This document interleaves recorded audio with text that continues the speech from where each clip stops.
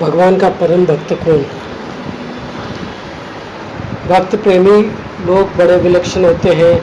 दक्षिण भारत में दो भक्त हुए, स्त्री और पुरुष, जिनमें एक का नाम था राका और दूसरे का नाम था बांका। राका पति थे और बांका उनकी पत्नी थी। वे अत्यंत दरिद्र थे और भगवान के परम भक्त थे। उनको भगवान का ही आश्रय था। हम लोग कई जगह भूल कर जाते हैं जब हम ये मानते हैं कि धन से, पद से, अधिकार से, संसार की वस्तुओं से, संसार के सुखों से भगवान की कृपा का नापतोल होता है।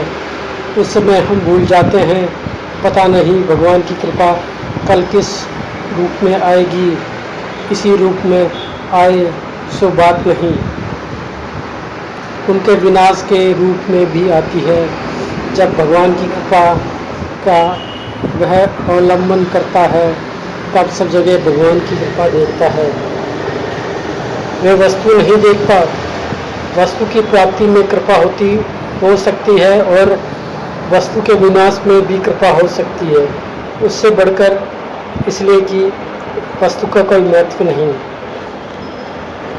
जो गरीब है, जिनके पास पैसा नहीं है, जिनके पास अधिकार नहीं है, धन नहीं है, मिल्कियत नहीं है, एक दिन भी पूजा नहीं करता, जानता नहीं, जो संसार से अनजान है।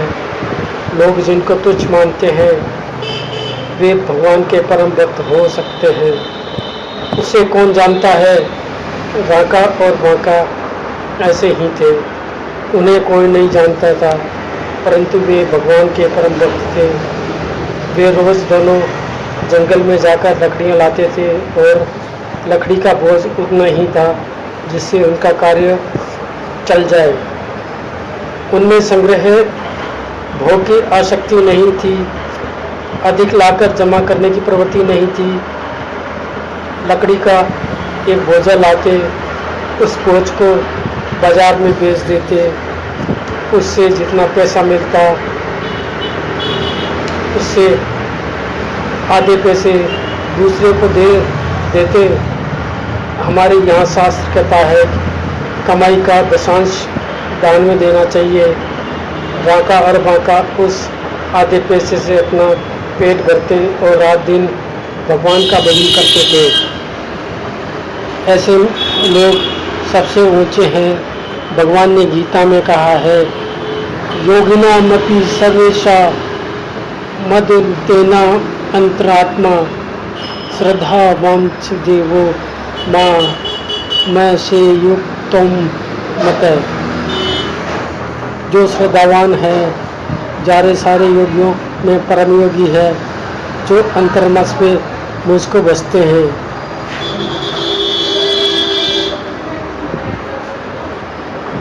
नामदेव जी सिद्ध महात्मा थे। उन्होंने राका और बांका के दरिद्रता को देखा कि पहनने का कपड़ा नहीं है, बैठने को जगह नहीं है, सोने को झोंपड़ी नहीं है, इतनी दरिद्रता थी। तब एक दिन नामदेव जी ने भगवान से प्रार्थना की कि महाराज, ये आपके इतने महान भक्त हैं, आपके प्रेमी हैं, इनको इतना दरिद्र, उनकी यह दशा है, आपसे इसे देखा जाता है। भगवान ने कहा, इनकी यह दशा देखकर मुझे बड़ी प्रसन्नता होती है। मैं इनके साथ साथ रहता हूँ, जहाँ बहुत है वहाँ नहीं रहता। नामदेव जी ने कहा, महाराज आप रहते तो हैं परंतु बेचारे भूखे मरते हैं। आप सोचिए। भगवान ने कहा, ये लेते नहीं हैं, इनको दूसरी चीज़ से प्रेम है, आप देकर तो देखिए। नामदेव जी ने कहा, भगवान ने कहा, अच्छा तुम देखना, कल सवेरे ये जब जाएं लकड़ी काटने, तब उस समय रास्ते में तुम अमुक जगह जाना। उन्होंने कहा, ठीक है। जब वे जंगल में जाने लगे तब भगवान ने अपनी माया से एक सोने की मोहरों की थैली भरकर वहाँ डाल दी। उसका कपड़ा पारदर्शी था, मोहरें बाहर से दिखती थी, ये राका जी मस्त होकर भगवान का कीर्तन करते हुए चले जा रहे थे। उन्हें भारी होश न था। उनका पैर उस थैली पर पड़ा। पैर पड़ते ही छन छन की आवाज़ हुई। आवाज़ होने पर उन्होंने देखा तो सोने की मोहरें हैं। तब वे जल्दी जल्दी उस पर धूल डालने लगे। इतने में बांका आ पहुंची। उन्होंने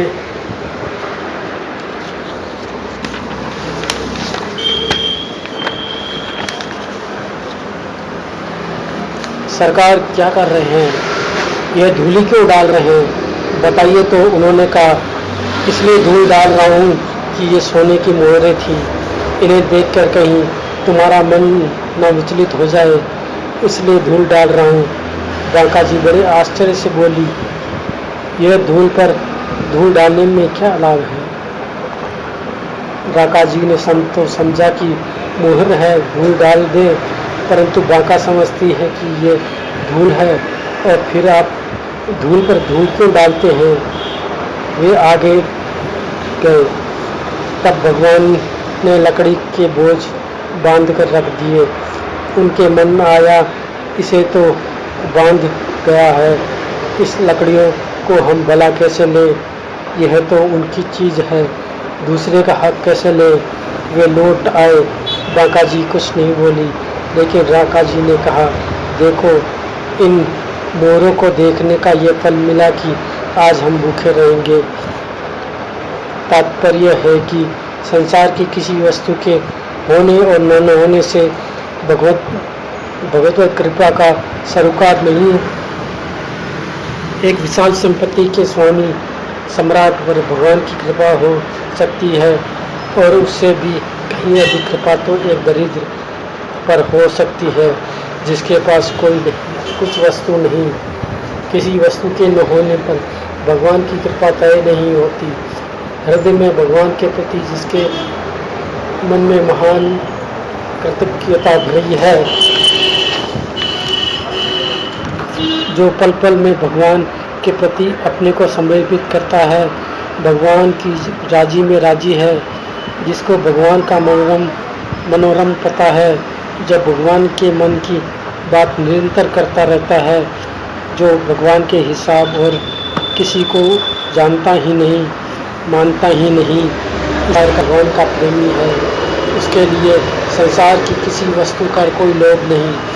अगर वस्तु आती है तो वह समझता है भगवान की चीज़ सेवा के लिए मिली है, ईमानदारी से सेवा करो, और जाती है तो समझता है कि ये भगवान की चीज़ थी,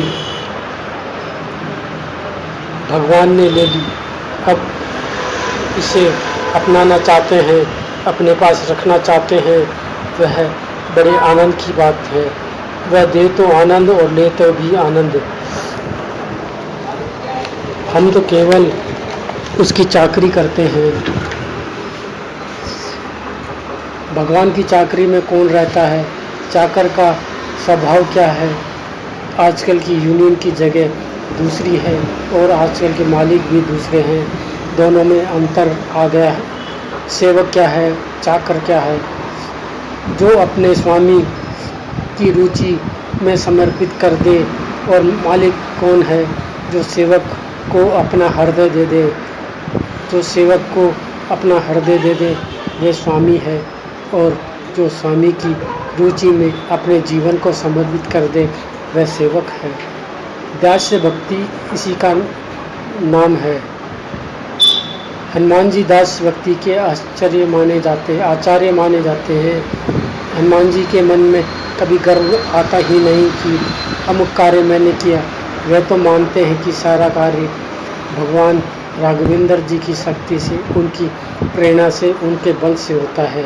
मैं तो कुछ करने लायक ही नहीं हूँ, मैं तो बंदर हूँ। शाखा ते शाखा पर जाई, यही तो मेरा कार्य है। मैं क्या कर सकता हूँ, जरा भी अभिमान नहीं आया। लेकिन राम जी की रुचि ही देखते हैं। उनका इतना भाव है कि भगवान राम के सामने नहीं आते। एक बार की बात है, जब अयोध्या में भगवान राम का राज तिलक हो गया, उसके बाद तय होना था कि सभी लोग भगवान की सेवा करेंगे। हनुमान जी भी सेवा करें। तीनों भाई सुग्रीव आदि इकट्ठे हुए। उन लोगों ने मंत्रणा की कि ऐसा करो कि हम लोग को अधिक सेवा मिले और हनुमान जी को जरा कम मिले, कोई उपाय सोचो। उन्होंने सेवा की एक सूची बनाई। भगवान को कौन कौन सी सेवा अपेक्षित है उसकी एक लंबी लिस्ट बना दी और किस समय कौन सी सेवा होगी उसका समय भी लिख दिया। उन सेवा कार्यों के आगे सेवा करने का नाम भी लिख दिया। हनुमान जी के लिए उसमें कोई जगह नहीं रही। उस सूची को ले जाकर भगवान राघवेंद्र के सामने रख दिए और बोले, महाराज, अस्त व्यवस्था हो रही है, अभी कोई आए कभी कोई आए, व्यवस्था ठीक नहीं हो रही है। हम लोगों ने विचार किया सेवा कार्य सुव्यवस्थित हो, इसलिए हमने सभी कार्य की सूची बना डाली। आप इसे देखकर सेवा स्वीकार कर लें। भगवान ने देखा, फिर मुस्कुराए। इसमें हनुमान जी का नाम नहीं था। बोले, ठीक है, सब कार्य इसमें आ गए, परंतु हनुमान जी का नाम नहीं आया। उन लोगों ने कहा, महाराज, अब कोई सेवा बची ही नहीं, इसलिए उनका नाम कहाँ लिखे। भगवान ने कहा, ठीक है, और उन्होंने उस पर हस्ताक्षर कर दिए। तब हनुमान जी आए। उन्होंने कहा, महाराज, एक प्रार्थना है। भगवान ने कहा, बोलो हनुमान जी। हनुमान जी ने कहा, महाराज, एक सेवा बच गई, वह मुझे दी जाए। भगवान राघवेंद्र जी ने कहा, इसमें तो कोई सेवा बची नहीं, यदि बची है तो वह तुम्हारी है। हनुमान जी ने कहा, महाराज, आप कोई मामूली आदमी तो है नहीं, आप राजा धीराज हैं। जब आपको जम्मई आए उस समय सामने कोई सेवक रहे तो चटकी बजा दिया करे। भगवान ने इस कार्य को हनुमान जी को सौंप दिया। लोगों ने कहा, यह किस समय लिखा जाए। तब हनुमान जी ने कहा, यह तो राघवेंद्र सरकार से पूछिए, मैं क्या बताऊं। तब राम जी ने कहा, मैं क्या बताऊं, जम्मई कोई आने का कोई समय है क्या। रात को आ जाए, दिन में आ जाए, रास्ते में आ जाए, महल में आ जाए, उठने बैठने नहाने सोने में कभी भी आ जाए। लोगों ने कहा, समय क्या लिखें। भगवान ने कहा, अब समय लिखो, 8 पैर हनुमान जी की सेवा रहेगी। अब सभी हैरान हो गए। हम लोग तो समय समय पर सेवा करेंगे और हनुमान जी तो हमेशा सेवा में रहेंगे। हमें विरोध माने, परंतु क्या बात क्या है सच्ची, यह सूझी क्यों। जिनके मन में सेवा का भाव जागृत है उनको सेवा का अवसर मिलता है, और जो सेवा से जी चुराते हैं उनके सामने सेवा का अवसर आके चला जाता है। जो भगवान का होता है उसे भगवान सदा अपने समीप रखने में प्रसन्नता का अनुभव करते हैं। यदि दूर भेज देते हैं तब भी वह नाराज़ नहीं होता, परंतु इससे भगवान की अनुकूलता प्राप्त होती है। इसलिए हमें भगवान के हो जाएं, यह एक बात है। दूसरी बात, हम भगवान के लिए अनुकूल कार्य करें, उनकी रुचि के अनुसार कार्य करें। जब यह हो जाएगा तब हमारी रुचि अलग नहीं रहेगी, हमारी आकांक्षा अलग नहीं रहेगी। भक्त कौन है? जो अपनी आकांक्षाओं को, अपनी सभी चाहों को, अपने सारे मनोबुलाव को भगवान के चाह में मिला दे। अपनी अलग चाह रहे ही नहीं, अपनी चाह न पूरी हो तो कोई परवाह नहीं, केवल और केवल भगवान की चाह पूरी हो तब क्या होगा। इसे भगवान महत्व देंगे कि ये मेरा है, इसके द्वारा ही वह कार्य करेंगे। भगवान इस कार्य से भगवान का गौरव बढ़ता है, उसको भगवान अपने स्तर पर रखेंगे। जिस स्तर पर रखने से भगवान अपने आप को सुखी अनुभव करेंगे, यह महत्व की बात है। और भी है सस्ती इसलिए की और किसी के विद्या की, करवेश या योग धारणा की, षड चक्र भेदन की, कुंडली जागरण की कोई आवश्यकता नहीं होती। यह सब भी मार्ग है और सब ठीक है, परंतु इसमें केवल भाव ही आवश्यक है। हम भाव से अपने को भगवान का बना ले, अपने को भावना अपना ना रखें, अपने को जगत का ना रखें, अपने को विषय का ना रखें, अपने को कामना, वासना, आसक्ति, ममता का गुलाम रखें। केवल भगवान का, हम भगवान के हो जाएंगे। ये ममता, आसक्ति, कामना फिर रहेगी या नहीं।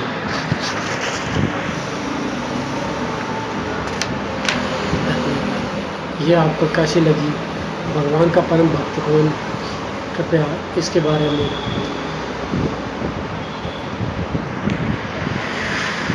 लाइक करें, फॉलो करें।